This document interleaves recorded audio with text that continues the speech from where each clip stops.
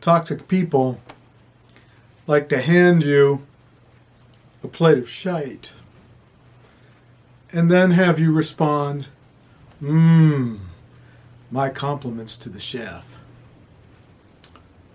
Toxic people. Let's get to it.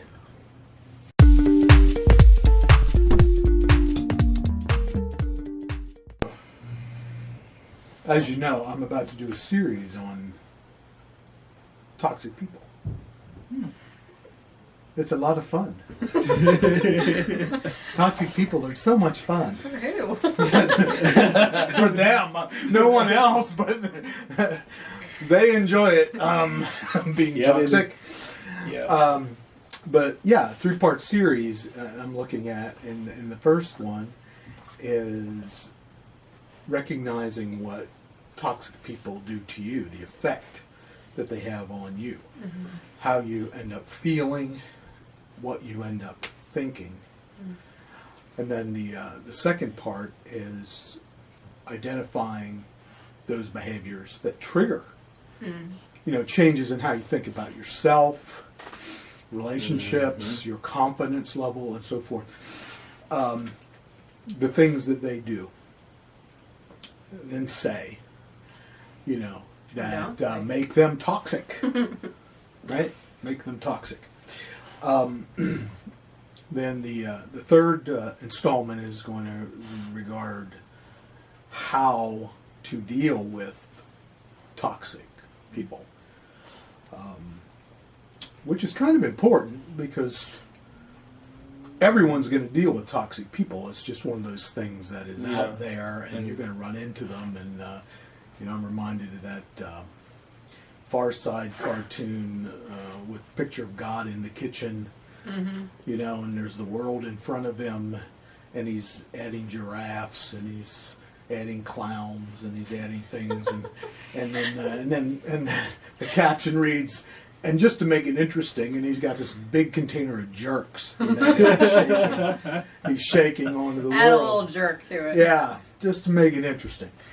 But anyway, so the third installment will regard how to deal with those people, because it's a very practical thing, and it's something that is going to be done or needs to be done, and you're going to run into in business, in your personal life, at your church, what have you, in your social circle. That's just a natural part of it. So, with that, let me just kind of throw it at you and say, ask you this question. When you think of toxic people, what kind of thoughts enter your mind? Negative thoughts. Negative thoughts. You don't want to be, not necessarily associated with them, but you don't want to be surrounded by them. Sometimes you can be associated with them, but most of the time it's not pleasant. So they're not the first people on your list to invite to your birthday party? No. Hopefully not. But when I think of toxic relationships, probably because of my education, I also think about like romantic relationships, and that's as a woman, part of it too. Talking to girlfriends, from high school on up, about them being in toxic romantic relationships with their boyfriends, whether it's at a level of abuse yet or not. That's one of the first things I think of is that side of it. Yeah, and there's a lot of that out there, a lot of that going on.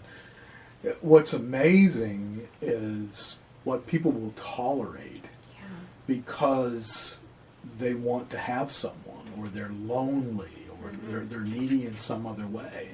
Yeah. The amount of abuse, negativity, and so forth that people will tolerate, just amazing.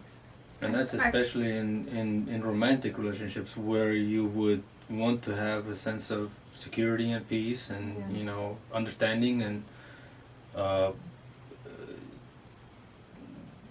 be loved, in a relationship where you can come up to a person and say, look, this is what I'm dealing with, and when I would think that it wouldn't be as easy to say those things when there's a toxic relationship. Well, and I feel like in romantic relationships, because they're trying to gain self-worth in that, and I think that the longer they're in that relationship, it's harder to get back out of it. Yeah, Dima, what you reminded me of is safety, and so often it's simply not safe if you're talking about a romantic relationship with a toxic person. There are certain things that are taboo you can't talk about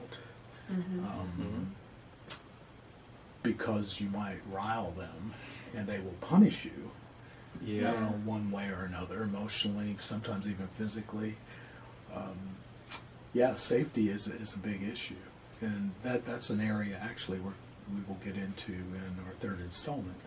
Yeah, I feel like the toxicity very much parallels, if not really grays into or bleeds into a lot of abusive relationships, because even if it's like a friendship, I mean, there can be verbal abuse through a toxic relationship. I mean, and emotional, like sometimes it's like you were saying, things they say, and sometimes it's what they don't say, or sometimes it's how they say it. It may be things that are not necessarily negative words, but the tone of voice they use or the sarcasm that they use, showing that they're insincere.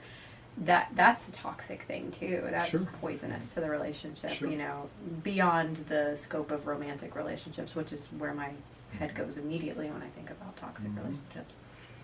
Well, and there could be also different relationships too. I mean, we're talking just about romantic, but there could be coworkers, family members, your brother, sister. Yeah. And family every other certainly relationship can be Yeah. toxic as well. Immediate or extended. Yes. And it's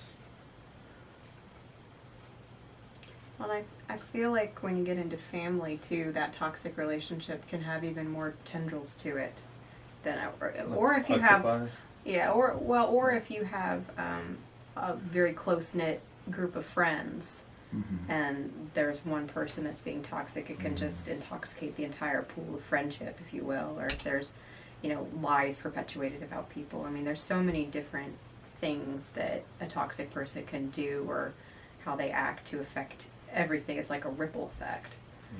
But and there are different levels, so to speak, of relationships, and how we need to deal with them, especially if they're toxic, can change, with that level. Because if you're talking about a friendship, for example, that's a relationship that, heaven forbid, you need to cut it off. You can cut it off, and usually there aren't a lot of strings attached and a lot of complications. If you're talking about, family, then you've got more complications because you have holidays and family meetings and nephews and sometimes grandchildren and so forth and so on. And so how you deal with those people, sometimes it's more difficult to cut them off, but how you limit them and you set boundaries with them becomes just ultra important. Then, of course, the third level is what you were implying as well, which is what happens when you're married or you're in a long-term relationship with kids and so forth, and throw children in there and so forth, and you're dealing with a toxic spouse or partner. Well, and with that, sorry to cut you off, with that, I would feel like there wouldn't be any level of escapism because you're always surrounded by them, whether it be your children or your spouse. You're always seeing them, and they're always in your mind. And when it's toxic, there's only so much that people can take, can tolerate, and after a while it will put a strain on it, and it's not pretty. Well, it's an excellent point because as we were saying a moment ago, if you're talking about a friend, it's pretty easy to extricate oneself from that relationship and just close the door on it, at least in most instances. But if you're talking about family, or more importantly, a spouse, and you throw children in there and so forth, there can be a sense of feeling trapped in that, and there is no easy out. Right. Right. And that's another reason why a lot of people do stay in abusive relationships. They stay there because there are children involved. They don't see any other options. You know, there's money involved and different forms of dependency, perhaps, and it makes it very difficult. That doesn't mean there aren't things that can't be done, but it is trickier.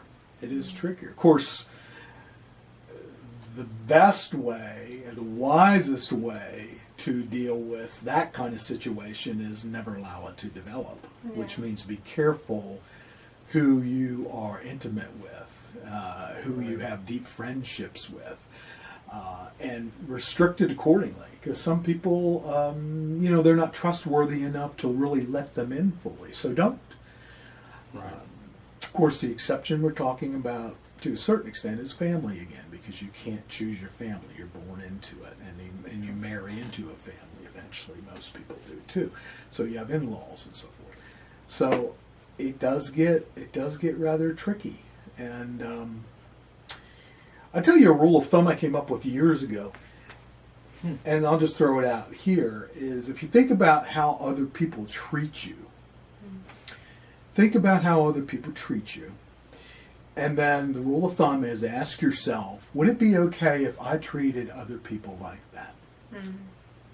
Would it be okay if I treated them like they're treating me? And if the answer to that is no, then don't tolerate that. Set boundaries, enforce them, and push back.